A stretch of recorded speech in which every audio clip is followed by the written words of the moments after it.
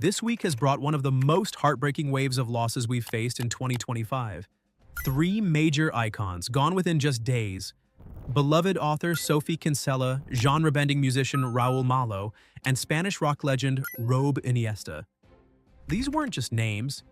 They were voices that shaped millions of lives, and losing them back-to-back hit harder than anyone expected. Their stories go far beyond headlines. They represent lives filled with passion, fighting, creating, and connecting with people across the world. From 45 million books sold, to Grammy-winning music, to a legacy built on raw, powerful rock poetry, these careers were anything but ordinary. And as December 2025 continues to take more cultural giants from us, one truth feels heavier than ever. We're losing creators we still truly needed. Don't forget to subscribe and hit the bell so you never miss the latest celebrity updates and heartfelt tributes. Sophie Kinsella, the author who made shopping and life an adventure. When the news came on December 10th that Sophie Kinsella had passed away at just 55, it hit like a personal loss. Almost like saying goodbye to a friend you felt you knew, even if you'd never met her in person. That's the magic of authors like her. They don't just write stories, they quietly find a place in your everyday life, and you don't realize how deeply until moments like this. Kinsella, born Madeline Sophie Wickham, did more than write popular novels. She built entire worlds where everyday chaos turned into something funny, warm, and strangely comforting. Her iconic Shopaholic series wasn't actually about shopping sprees. It was about identity, about figuring your life out when everything seems to go off track, and learning to laugh through it all. Those 8 books sold around 45 million copies worldwide and even inspired the 2009 movie that perfectly captured Becky Bloomwood's hilarious, messy, and lovable personality. But what truly set Kinsella apart wasn't just her huge success, it was her honesty on the page. Her characters felt like real people with real, everyday problems, wrapped in humor that never felt fake or forced. Books like The Undomestic Goddess and Can You Keep a Secret carried that same warmth that made readers feel seen, understood, and entertained all at once.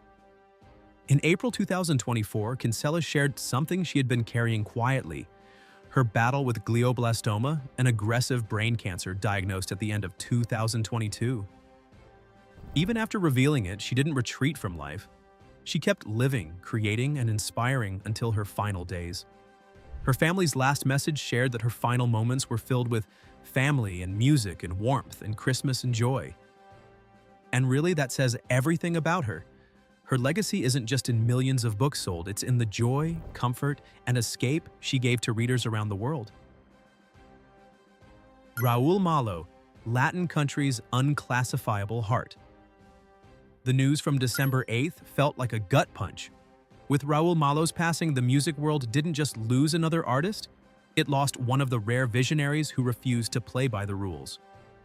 As the unmistakable voice of the Mavericks, he wasn't simply a singer.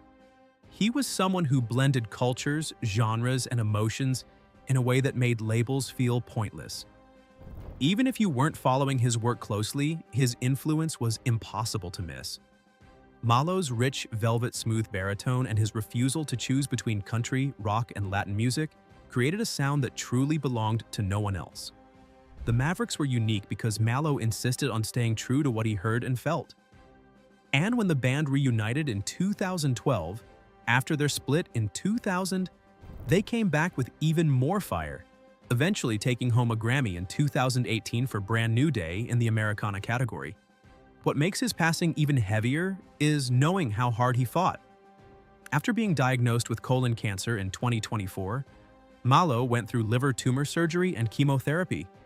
But even as the disease progressed into leptomeningeal disease, a brutal condition where cancer spreads to the membranes around the brain and spinal cord, he never faded away from the people who loved him. The Mavericks organized tribute concerts this December at the Ryman Auditorium, where artists like Jamie Johnson, Marty Stewart, and Patty Griffin stepped on stage to honor the man who had shaped so many lives over his 35-year career. And his wife Betty said it best: "He will look down on us with all that heaven will allow, lighting the way and reminding us to savor every moment." For more than 3 decades, that's exactly what Raul Malo's music did. It reminded people to live with feeling, to embrace every emotion, and to let music connect us beyond boundaries. Robe Iniesta, the Spanish rock philosopher we're still processing.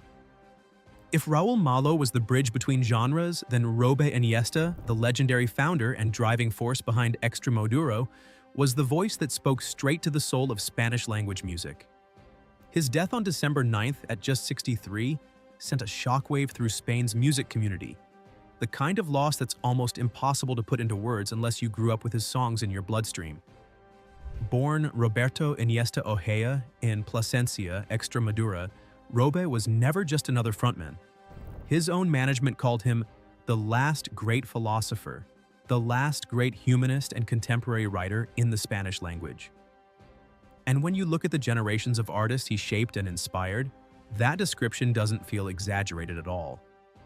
Extremoduro, the band he co-founded, moved through different eras of sound and storytelling. From their breakthrough albums Forbidden Songs, 1998, and I, An Absolute Minority, 2002, all the way to their later, more layered compositions, especially the ones featuring the unmistakable violin work of Ara Malikian, Robe kept pushing boundaries. His lyrics were deep, raw, and full of honesty, and his artistic vision made him a true North Star for anyone serious about rock in the Spanish-speaking world. And just like Raúl Malo, Robe carried his own struggles throughout his career. He spoke openly about his battles with addiction, and instead of pushing fans away, it brought them even closer. People connected with him because he never pretended to be perfect. He was real, flawed, and deeply human. Just a year before his death, he had to cancel shows after being diagnosed with a pulmonary embolism. But even then, he didn't step away from music. He was already working on what he promised would be the best tour of my life, gearing up for a comeback that fans were desperately waiting for. His loss leaves a space that no one else can fill. The pattern. We can't ignore these 3 deaths, all happening within just days of each other, highlights something we've been seeing more and more throughout 2025. We're losing artists who truly mattered at a time when their voices felt especially needed.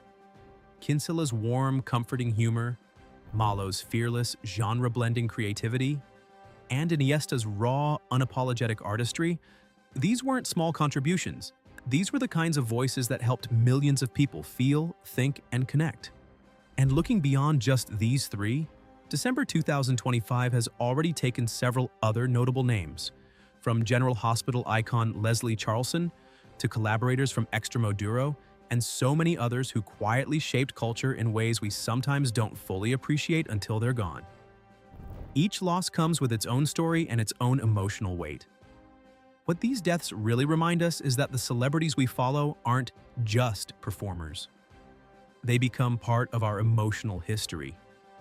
They're the soundtrack playing in the background of our lives, the stories we escape into, the voices that help us make sense of our own experiences. So when they leave us, something shifts, something feels missing. We can't stop time or illness, but what we can do is carry forward what they left behind. The music that still hits us, the books we'll keep going back to, and the understanding that people who move millions deserve to be remembered for how deeply their work changed us, not just for the headlines that announce their passing.